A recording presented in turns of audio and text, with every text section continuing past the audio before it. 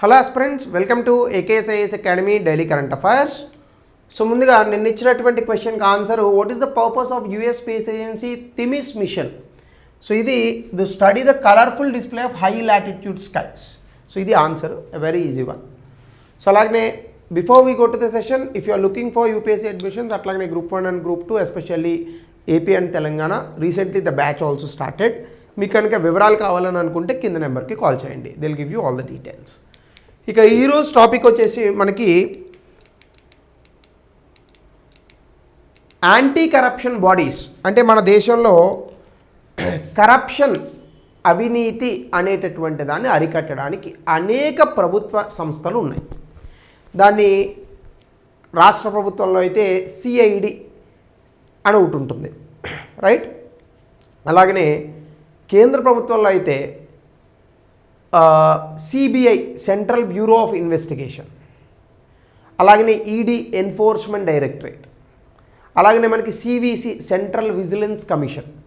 So ఇలాంటి లోక్పాల్, రాష్ట్ర ప్రభుత్వంలో లోకాయుక్త, రైట్. ప్రతి రాష్ట్ర ప్రభుత్వానికి ఒక సెంట్రల్ ఇన్వెస్టిగేషన్ ఏజెన్సీ, ఒక క్రైమ్ ఇన్వెస్టిగేషన్ ఏజెన్సీ, CIDs కూడా ఉంటారు. సో ఇట్లా ఉన్నటువంటి దేశంలో మెజారిటీ ఆఫ్ ఈ యొక్క యాంటీ కరప్షన్ బాడీస్, అంటే అవినీతి నిరోధక శాఖలు ఏవైతే ఉన్నాయో ఇవన్నీ కూడా రాజకీయంగా మారిపోయాయి. అంటే రాజకీయ నాయకుల హస్తగతంలో, వాళ్ళ కనుసన్నల్లో ఇవి పనిచేస్తున్నాయి. అంటే ఒక పార్టీ అధికారంలో ఉన్నప్పుడు వాళ్లకు మాత్రమే ఇవి పనిచేస్తూ అపోజిషన్ పార్టీలో ఉన్నటువంటి నాయకులను ఇబ్బంది పెట్టడం, లేదా అందులో పనికొచ్చే నాయకులు ఎవరైనా ఉంటే మన పార్టీలోకి రాకపోవడానికి వాళ్ళ మీద కేసులు పెట్టడం, ఈ రకంగానే జరుగుతుంది. ఇది ఇటీవల కాలంలో ఆమ్ ఆద్మీ పార్టీకి జరిగినటువంటి సంఘటన నుంచి ఎప్పటి నుండో ఎన్ఫోర్స్మెంట్ డైరెక్టరేట్ పెడుతున్నటువంటి కేసులతో సహా మనకి కనిపించేటటువంటి అంశం. సో దీనికి సంబంధించి న్యూస్ పేపర్లో ఒక ఆర్టికల్ వచ్చింది. అదేంటంటే ఇటీవల కాలంలో ఢిల్లీ ఎక్సైజ్, మీ అందరికీ తెలుసు, అరవింద్ కేజ్రీవాల్ ఆయన చీఫ్ మినిస్టర్షిప్కి కూడా రిజైన్ చేయడానికి నిరాకరించాడు. ఆ రోజున సీఎంగానే జైల్లో ఉన్నాడు ఆయన. సో ఈ ఢిల్లీ ఎక్సైజ్ పాలసీ కరప్షన్ కేసులో కూడా ట్రయల్ కోర్ట్, మొత్తం కోర్టు కూడా కాదు, మొత్తం ఫైనల్ కోర్టు కూడా కాదు, ట్రయల్ కోర్ట్ అసలు ఎంట్రీలోనే ఛార్జెస్ ఫ్రేమ్ చేయడానికి ఇష్టపడలేదు. ఎందుకు?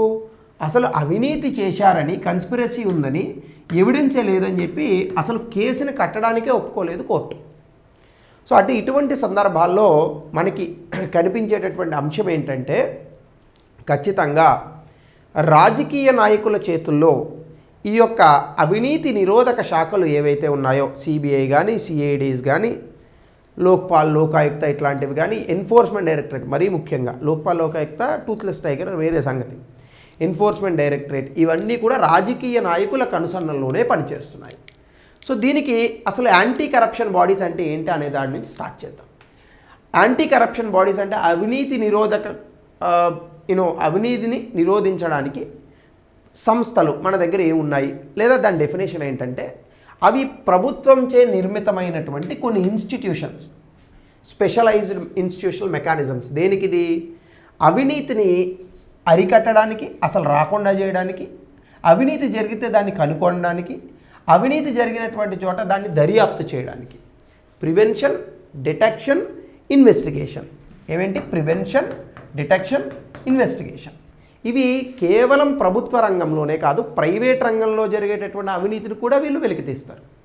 సో ఇలాంటి కొన్ని బాడీస్ ఉన్నాయి మనకి. ముఖ్యంగా సెంట్రల్ బ్యూరో ఆఫ్ ఇన్వెస్టిగేషన్, ఇది భారతదేశంలో అవినీతి జరిగినటువంటి చోట, ఎక్కడైనా కూడా ఆర్థికపరమైనటువంటి నేరాలు జరిగినటువంటి చోట ముందుగా ప్రప్రథమంగా ఇన్వెస్టిగేషన్ చేసేటటువంటి ప్రధానమైనటువంటి సంస్థ. కేంద్ర ప్రభుత్వం కన్సర్న్లో ఉంటుంది, రాష్ట్ర ప్రభుత్వం తాలూకా అర్జీ మేరకు కూడా కేసులు తీసుకుంటారు. ముఖ్యంగా కోర్టులు కూడా CBIకి కొన్ని కేసులు అప్పగించవచ్చు. రెండవది ఎన్ఫోర్స్మెంట్ డైరెక్టరేట్. అంటే మన దేశంలో ఆర్థికపరమైనటువంటి చట్టాలను ఎన్ఫోర్స్ చేయడానికి, అలాగే ముఖ్యంగా మనీ లాండరింగ్ అంటే వేరొక దేశాలకు హవాలా అని కూడా అంట, ఇలాంటి ట్రాన్సాక్షన్స్ జరిగినప్పుడు ఇలాంటి నేరాల మీద ఫైట్ చేయడానికి ఈ యొక్క ఇన్స్టిట్యూషన్ తీసుకొచ్చాం, అదే ఎన్ఫోర్స్మెంట్ డైరెక్టరేట్. అలాగనే ఇక మూడవది సెంట్రల్ విజిలెన్స్ కమిషన్. ఇదేంటంటే ప్రభుత్వానికి advisory body, apex advisory body. ఇదేంటిది? కేంద్ర ప్రభుత్వంలో విజిలెన్స్ అడ్మినిస్ట్రేషన్ ఎట్లా చేయాలి అంటే ప్రతి వ్యక్తి మీద మనం ఫోకస్ అనేటటువంటిది, ఎవరైనా అవినీతి చేస్తున్నారా, ఎక్కడైనా జరుగుతుందా, అలాంటి వాటి మీద ఫోకస్ చేయడానికి మనకు ఒక సంస్థ. అలాగే లోక్పాల్ లోకాయుక్తస్ దీనికి చట్టబద్ధత కూడా కల్పించాం. కేంద్రంలో అయితే లోక్పాల్ అని అంటారు, రాష్ట్రంలో అయితే లోకాయుక్త అని అంటారు. ఎక్కడెక్కడైతే అవినీతులు జరుగుతున్నాయో, ముఖ్యంగా ప్రజలకు కావాల్సినటువంటి ఈ యొక్క ఫంక్షన్స్ ఎక్కడైతే పబ్లిక్ ఫంక్షనరీస్ ఎక్కడైతే ఉంటాయో దీనికి వ్యతిరేకంగా అంటే ప్రజా సేవల నిమిత్తం ప్రభుత్వం ఏర్పాటు చేసినటువంటి రకరకాల సంస్థల్లో కానీ మరొక చోట కానీ ఎక్కడైనా అవినీతి జరుగుతూ ఉంటే వాటిని పట్టుకోవడానికి లోక్పాల్ లోకాయుక్తాన్ని తీసుకొచ్చాం. పెద్దగా వర్కౌట్ అవ్వలేదు. సో ఇలాంటి అవినీతి నిరోధక శాఖలు మన దగ్గర ఉన్నాయి. అయితే వీటిలో ఇవన్నీ కూడా రాజకీయ ప్రస్థానంగా వీటి తాలూకా అడ్రస్లు మారిపోయాయి. సెంట్రల్ బ్యూరో ఆఫ్ ఇన్వెస్టిగేషన్ సిబిఐని ఒకసారి సుప్రీంకోర్టు అయితే కేజ్డ్ ప్యారెట్ అని ఉంది. అది మంచి రామచిలుక, కాకపోతే దాన్ని బంధించారు అన్నది. అంటే ఎక్కువగా రాజకీయ నాయకుల చేతుల్లోనే. మీరు ఎప్పుడైనా చూడండి సిబిఐ, ఈడీ ఎప్పుడూ రాజకీయ నాయకులుగా ఉన్నటువంటి వ్యక్తులను, ముఖ్యంగా అధికార పార్టీలో ఉన్నటువంటి వ్యక్తులను టచ్ చేయదు. అధికారం పోగానే వాళ్ళ మీద కేసులు పడతాయి. మొన్నటి వరకు కాంగ్రెస్ అధికారంలో ఉన్నప్పుడు అమిత్ షా గారిని జైల్లో పెట్టారు, అవినీతి చేశారనేటటువంటి పేరుతో. అమిత్ షా గారు బయటికి రాగానే ఆయన మీదకు ఉన్నటువంటి కేసులన్నీ ఎత్తేశారు. తర్వాత చిదంబరం గారిని జైల్లో పెట్టారు. సో అంటే వాళ్ళు వస్తే వీళ్ళు, వీళ్ళు వస్తే వాళ్ళు. సో ఈ రకంగా అవినీతి నిరోధక శాఖలను రాజకీయ ప్రయోజనాల కోసం మనం వాడుకుంటున్నాం. సో దీనికి గల కారణాలు ఏంటంటే ముఖ్యంగా ఇన్వెస్టిగేషన్స్ పొలిటికల్ మొమెంటంతో జరుగుతాయి, సాలిడ్ ఎవిడెన్స్తో కాదు. అంటే ఎప్పుడు కూడా ఎఫ్ఐఆర్ వేసేయాలి, ఎఫ్ఐఆర్ రిజిస్టర్ చేయాలనేటటువంటి ప్రెషర్ ఉంటుంది. అంటే చాలాసార్లు దర్యాప్తులన్నీ కూడా రాజకీయంగా వచ్చేటటువంటి ఒత్తిడి వల్ల జరిగి ఏదో ఒక కేసులో వాళ్ళ మీద ఎఫ్ఐఆర్ వేస్తారు, కానీ తర్వాత అది తప్పని తేలుతుంది, లేదా కొన్ని సందర్భాల్లో రైట్ అని కూడా తేలొచ్చు. ఇప్పుడు మొన్నటి వరకు చూడండి, ఆంధ్రప్రదేశ్ ఎన్నికల్లో జగన్మోహన్ రెడ్డి గారి ప్రభుత్వం ఉన్నటువంటి సమయంలో చంద్రబాబు నాయుడు గారి మీద ఒక కేసు వేశారు. సో ఇప్పుడు ఆ కేసు ఏం లేదు, మళ్ళీ దాన్ని కొట్టేశారు. నేను ఏ పార్టీకి రిలేటెడ్ కాదు చెప్తున్నాను. జగన్మోహన్ రెడ్డి గారి మీద కూడా కొన్ని కేసులు పడ్డాయి. సో నెమ్మదిగా ఆయన ఆ కేసులకు సంబంధించి ఆ వాదోపవాదాలను సుప్రీంకోర్టులో ఇక్కడెక్కడ జరుగుతున్నాయి. సో ఇలా ఏమవుతుందంటే చాలా వరకు రాజకీయ ప్రస్థానంగా, మరి అదే జగన్మోహన్ రెడ్డి గారు తాలూకా వాళ్ళ నాన్నగారు సీఎంగా ఉన్నప్పుడు కేసులు పెట్టలేదు కదా. సో అంటే అది నిజమెంత అబద్ధం ఎంత నాకు తెలియదు, నేను ఎప్పుడు ఆ కేసులు చదవలేదు. మీకు జనరల్గా చెప్తున్నాను, రాజకీయ పరమైనటువంటి కారణాల చేతనే ముందుగా ఎఫ్ఐఆర్ రిజిస్టర్ చేస్తారు, ఎవిడెన్స్లు ఏమి ఉండవు. సో ఈ కారణం చేత ఈ బాడీలను వాడుకుంటారు అలా ఎఫ్ఐఆర్ రిజిస్టర్ చేయడానికి. రెండు, structural dependence on executive. Agencies ఎప్పుడు కూడా పొలిటికల్ ఎగ్జిక్యూటివ్ చేతుల్లో పనిముట్లుగానే పనిచేస్తూ ఉంటాయి. ఇప్పుడు ఫర్ ఎగ్జాంపుల్ పోలీస్ వ్యవస్థ ఉంది. పోలీస్ వ్యవస్థకి ఎంత ప్రాముఖ్యత ఉంది మన దేశంలో, కానీ పోలీసులను రాజకీయ నాయకులు ఎలాంటి సందర్భంలో ఎలా వాడుకుంటూ ఉంటారు. సో అంటే రాజకీయ నాయకుల తాలూకా ప్రస్థానం ముందుకెళ్ళాలన్నా కూడా ఇలాంటి అవినీతి నిరోధక శాఖలు ఏవైతే ఉన్నాయో ఆ ఏజెన్సీస్ని వాళ్ళ చేతుల్లో పనిముట్లుగా వాడుకుంటారు. అలా వాడుకున్నటువంటి రీతి చేత ఈ ఇన్స్టిట్యూషన్స్కి ఉన్నటువంటి లెజిటిమసీ, ప్రజలకు ఈ ఇన్స్టిట్యూషన్ల మీద ఉన్నటువంటి ట్రస్ట్ ఏదైతే ఉందో, నమ్మకం, ఇది కోల్పోతున్నాం. ఇక మూడవది, use of criminal law as partisan tool. అంటే అరెస్టులు చేస్తారు, ప్రాసిక్యూషన్లు చేస్తారు, ఇవన్నీ ఇప్పుడు రాజకీయ పరమైనటువంటి ఆయుధాలుగా మారిపోతున్నాయి. అంటే ఇప్పుడు ఫర్ ఎగ్జాంపుల్ ఒక వ్యక్తిని ఇబ్బంది పెట్టాలి, ఆ వ్యక్తి మన పార్టీ గురించి వ్యతిరేకంగా మాట్లాడుతున్నాడు అనుకోండి, ఆ వ్యక్తి మీద ఒక 5-6 కేసులు బనాయిస్తారు. ఈ కోర్టు నుంచి ఆ కోర్టుకి, ఆ కోర్టు నుంచి ఈ కోర్టుకి, ఈ స్టేషన్ నుంచి ఆ స్టేషన్కి కొట్టరు, సరిగ్గా తిండి పెట్టరు, సరిగ్గా నీళ్ళు ఇవ్వరు, టైం కాని టైంలో పెడతారు. సో ఈ కోర్టు నుంచి ఆ కోర్టుకు, ఆ కోర్టు నుంచి ఈ కోర్టుకి తిప్పితే ఏ వ్యక్తి అయినా కూడా బ్రేక్ డౌన్ అవుతారు. ఎందుకంటే పూర్తి స్థాయిలో అతని బ్రెయిన్ పనిచేయదు, బాడీ సహకరించదు, ఇలాంటి అనేక రకాలైనటువంటి ఇబ్బందులు వస్తాయి. సో అట్లానే సస్పీషన్స్ ఓవర్ ఫారెన్సిక్ ఎవిడెన్స్ ప్రాసిక్యూషన్స్ జరుగుతూ ఉంటాయి. ఇవన్నీ కూడా అనుమానము అనేటటువంటి ప్రాతిపదిక మీద తీసుకొస్తారు, అంతే తప్ప వాటికి పూర్తి స్థాయి ఎవిడెన్స్, ఫారెన్సిక్ ఎవిడెన్స్ ఏమి ఉండదు. అనుమానాల పైన మాత్రమే కేసులు బనాయిస్తూ ఉంటారు. సో ఇవన్నీ జరగాలంటే ఏమవ్వాలి, రాజకీయ ప్రత్యర్థుల్ని ఇబ్బంది పెట్టాలంటే ఈ తాలూకా ఏజెన్సీస్ అన్నీ కూడా రాజకీయ నాయకుల చేతుల్లో కీలుబొమ్మలుగా ఉండాలి. ఈ రోజున దేశంలో జరుగుతుంది అది. దీనికి సంబంధించి నేను గతంలో సిబిఐ ఎన్ని కేసులు వేసింది, ఈడీ ఎన్ని కేసులు వేసింది, అలాగనే సివిసి ఎన్ని కేసులు వేసింది అనే దానిపైన డేటా కూడా స్పష్టంగా ఇచ్చాను. దయచేసి ఆ క్లాస్ ఉంటుంది, చూడండి ఒకసారి. సో దీనివల్ల ఇంప్లికేషన్స్ ఏమొస్తాయి అంటే, ఈ ప్రభుత్వ రంగ ఈ ప్రభుత్వ సంస్థలు ఏవైతే ఉన్నాయో, ముఖ్యంగా ఈ యాంటీ కరప్షన్ బాడీస్, వాటికి ప్రజల్లో నమ్మకం సన్నగిలుతుంది, ఆ ఇన్స్టిట్యూషన్స్ తాలూకా లెజిటిమసీ పోతుంది. సో ఎప్పుడైతే బేసిక్ ట్రయల్ దగ్గర ఆ కేసెస్ తప్పాయో, ఎవరు ఆ బాడీస్ని నమ్మరు. రేపొద్దున నిజంగా ఆ సిబిఐ, ఈడీ ఇలాంటి వాళ్ళు కేసులు పెట్టినా కూడా ఎవరు సీరియస్గా తీసుకోరు. సో వాటి తాలూకా శాంక్టిటీ అనేటటువంటిది పోతుంది. 2, డీపెనింగ్ పబ్లిక్ సినిసిజం. రిపీటెడ్గా ఇలా ఎలిగేషన్స్ పెట్టడం వల్ల, అంటే ఇప్పుడు చూడండి, మీరు 10 కేసులు బనాయించారు, అందులో ఒక్క కేసు అన్న ప్రూవ్ అవ్వాలా? కేసులు పెట్టడాన్ని మనం సింపుల్గా ఎలిగేషన్ అంటాం. లీగల్ భాషలో ఒక కేసుని పెట్టి వారి మీద ఆరోపణ మాత్రమే. ఎలిగేషన్స్ అంటే ఆరోపణ. ఈ ఎలిగేషన్స్ నిరూపితమైతే దానికి శిక్ష పడుతుంది, దాన్ని కన్విక్షన్ అంటారు. ఈ రెండిటికి మధ్య ట్రయల్ అని ఒకటి ఉంటుంది. ముందుగా ఇన్వెస్టిగేషన్ చేస్తారు, తర్వాత కోర్టు ట్రయల్కి పోవాలి, తర్వాత వాదోపవాదాలు జరిగిన తర్వాత ఆ కోర్టు తుది తీర్పునిస్తుంది. సో దాన్ని కన్విక్షన్స్ అని అంటారు. అయితే ఈ సందర్భంలో ఎలిగేషన్స్, ఆరోపణలు వేరు, ఆధారాలు వేరు. ఆరోపణలు చేసి ఆధారాలు చూపకపోతే కేసు నిలబడదు. సో ఇలా చేయడం వల్ల మనకి ఏమవుతుందంటే, రిపీటెడ్గా ఆరోపణలు చేయడం వల్ల విపరీతమైనటువంటి డౌట్స్ క్రియేట్ అవుతాయి, అసలు న్యాయ వ్యవస్థ మీదే నమ్మకం సన్నగిలుతుంది. అలాగే రెప్యుటేషన్లో పర్సనల్ డ్యామేజ్. పొలిటిసైజ్డ్ కేసెస్ ఎప్పుడు కూడా ప్రొలాంగ్డ్ ఇన్కార్సినేషన్, రెప్యుటేషనల్ హార్మ్. సాధారణంగా ఒక వ్యక్తి పైన అవినీతి ఆరోపణలు వస్తే సమాజం కూడా ఎట్లా తయారైందంటే, అందులో నిజానిజాలు ఎంత ఉన్నాయనేది ఎవ్వడూ చూడడు. యూట్యూబ్లో ఎవరో వచ్చి ఒక వ్యక్తి గురించి చెప్పగానే అదిగో ఆ వ్యక్తి దొంగ అని యూట్యూబ్లో కమెంట్స్లో ముద్రేస్తారు. అటువంటి దారుణమైనటువంటి పరిస్థితులకి మనం వచ్చాం. మీ అందరూ చదువుకునే ఉంటారు. ప్రతి విఘ్నేశ్వర చవితి రోజు ఒక కథ చదువుతాం మనం. ఒక శమంతకమణి అని ఒక మణి ఉంటుంది. ఆ శమంతకమణిని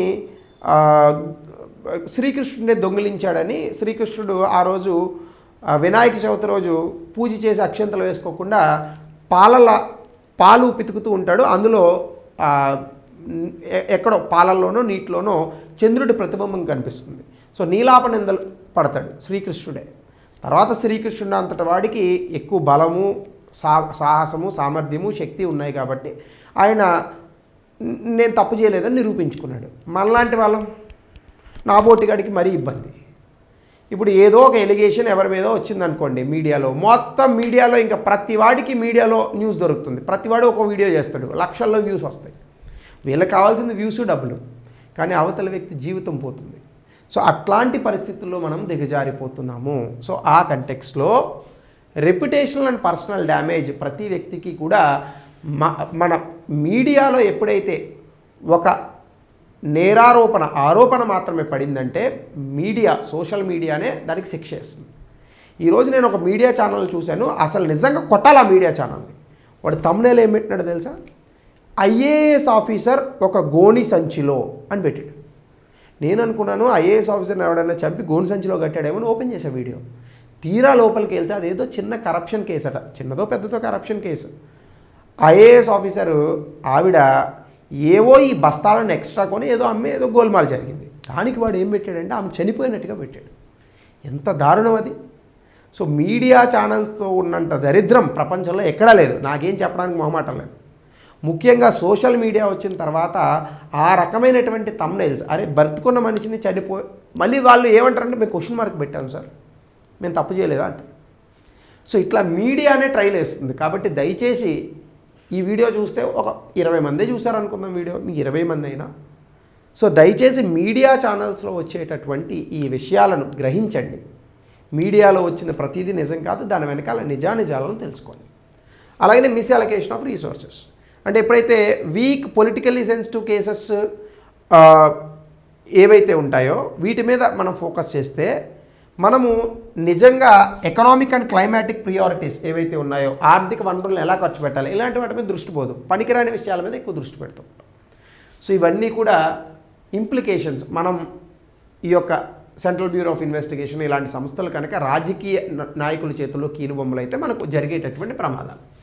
అయితే వీటికి సంబంధించి కౌంటరింగ్ పొలిటిసైజేషన్, ఇలా రాజకీయ నాయకుల చేతుల్లో కీలుబొమ్మలు అవ్వకుండా ఉండడానికి మనం కనుక ప్రయత్నిస్తే దానికి వచ్చేటటువంటి సవాళ్ళు ఏంటి అనేది ఒకసారి మనం చూద్దాం.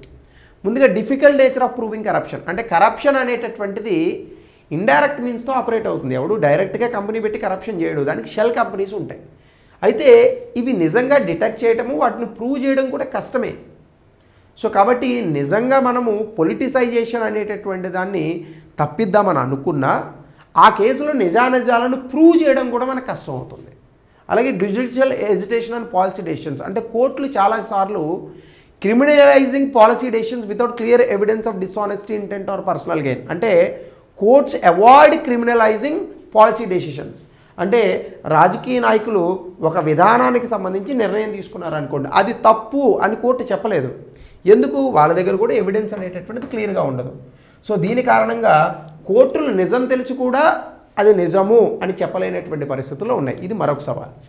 3, investigative capacity. First of all agencies ఉన్నాయి కానీ వాటి దర్యాప్తు చేసేటటువంటి స్థితి కరెక్ట్గా లేదు. ఎక్కువగా విట్నెస్ స్టేట్మెంట్స్ మీద ఎక్కువగా ఆధారపడుతూ ఉంటారు. కోర్టులో అవి సరిపోవు. ఖచ్చితంగా forensic financial analysis, data analysis కావాలి. అంటే మనం సాధారణంగా ఎవిడెన్స్లు 2 రకాలుగా ఉంటాయి. ఒకటి ఫిజికల్ ఎవిడెన్స్ ఉంటుంది, టెక్నికల్ ఎవిడెన్స్ ఉంటుంది.